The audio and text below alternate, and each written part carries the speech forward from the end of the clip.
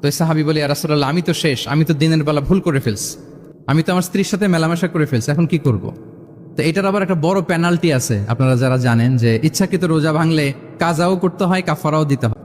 রাসূল সাল্লাল্লাহু আলাইহি ওয়াসাল্লাম সাহাবাদেরকে নিয়ে একবার বসা, হঠাৎ করে এক সাহাবী এসে বললেন, ইয়া রাসূলুল্লাহ, হালাকতু ইয়া রাসূলুল্লাহ, হে আল্লাহর রাসূল, আমি তো শেষ। রাসূল সাল্লাল্লাহু আলাইহি ওয়াসাল্লাম বললেন, তুমি শেষ, তোমার আবার কি হলো?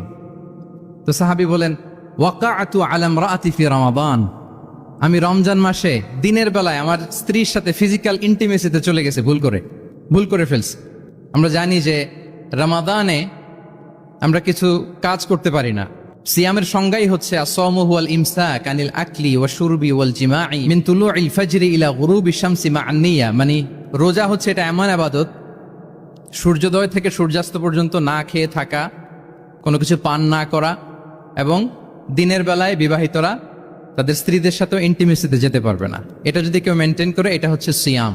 তো এই সাহাবী বলে, ইয়া রাসূলুল্লাহ, আমি তো শেষ, আমি তো দিনের বেলা ভুল করে ফেলছি, আমি তো আমার স্ত্রীর সাথে মেলামেশা করে ফেলছি, এখন কি করব? তো এটার আবার একটা বড় পেনাল্টি আছে, আপনারা যারা জানেন যে ইচ্ছাকৃত রোজা ভাঙলে কাজাও করতে হয়, কাফারাও দিতে হয়। কাজা মানে একটা রোজার জন্য একটা রোজা, আর কাফারা মানে হচ্ছে আরো 60টা রোজা রাখতে হবে। কয়েকটা জিনিস আছে, বেসিক্যালি 3টা। তো রাসূল সাল্লাল্লাহু আলাইহি ওয়াসাল্লাম তাকে বললো যে তোমার তো পেনাল্টি হয়েছে, তুমি তো বড় ভুল করে ফেলছো, তো তোমার কাছে কি এরকম কোনো দাস আছে যেটাকে তুমি আজাদ করে দিতে পারবা, মুক্ত করে দিতে পারবা, তাহলে পেনাল্টি আদায় হয়ে গেল। সে বলে, ইয়া রাসূলুল্লাহ, না, আমার তো এত সক্ষমতা নাই, আমার কাছে তো কোনো দাস নাই। আচ্ছা, দাস নাই। তো রাসূল সাল্লাল্লাহু আলাইহি ওয়াসাল্লাম বললেন, তাইলে তুমি টানা 2 মাস রোজা রাখতে হবে, তাইলেও পেনাল্টি হয়ে যাবে, আদায় হয়ে যাবে, পারবা? সে বলে, ইয়া রাসূলুল্লাহ, 2 মাস রোজা রাখা তো এটা কঠিন হয়ে যায়, ইটস নট এ জোক, টানা 60 দিন কি করে রোজা রাখ?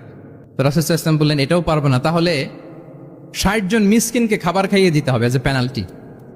এটা বড় অন্যায় করে ফেলছো, 60 জন মিসকিনকে খাবার খাওয়াবে, এটা পারবা? সে বলে, ইয়া রাসূলুল্লাহ, এটাও পারবো না। তাহলে কয়টা অপশন দিয়েছিলেন রাসূল সাল্লাল্লাহু আলাইহি ওয়াসাল্লাম? আওয়াজ করে বলেন তো কয়টা?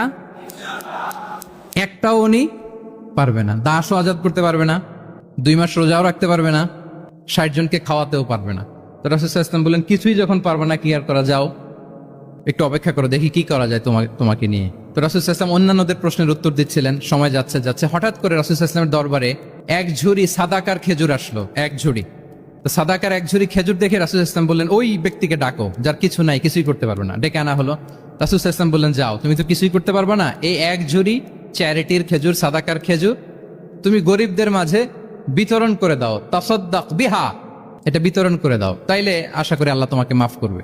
তো এই সাহাবী বলে, ইয়া রাসূলুল্লাহ, আলা আফকারা মিন্না ইয়া রাসূলুল্লাহ, আমার চেয়েও গরিব কাউকে খুঁজে বের করে দান করতে হবে? তো রাসূল সাল্লাল্লাহু আলাইহি ওয়াসাল্লাম বললেন, হ্যাঁ, গরিবকেই তো দিতে হবে। তো উনি বললেন যে, রাসূলুল্লাহ, পুরো মদিনার তল্লাটে আমার চাইতে গরিব কেউ আর নাই, আমি সব চাইতে গরিব।